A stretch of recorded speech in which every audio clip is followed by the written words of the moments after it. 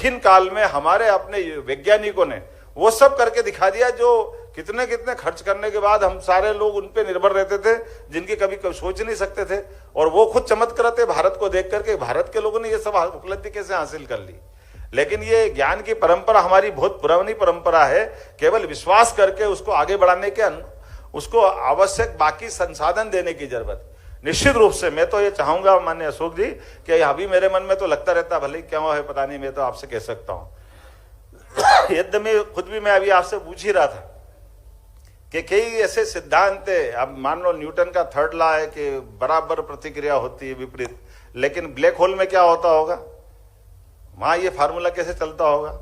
तो ऐसे कई सारे मुद्दे हैं। कभी पृथ्वी घूमती थी सूर्य की तरफ और कोई कहता था कि ऐसा बोलेगा तो साले उसको सजा ही हो जाएगी। तो कई लोग मारे गए कि भैया पृथ्वी नहीं घूमती सूर्य घूमता, सूर्य घूमता कि पृथ्वी घूमती। कई धर्म के झगड़े पड़ गए इन सारे मामलों में।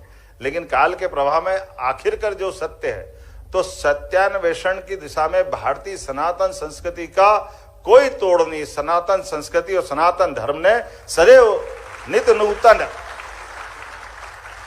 और सत्य की भी कोई सीमा नहीं है। हो सकता आज जो सत्य दिखाई दे रहा वो सत्य कल को वापस नया कोई उद्घाटन करेगा, नई कोई बात को लेके सामने आएगा।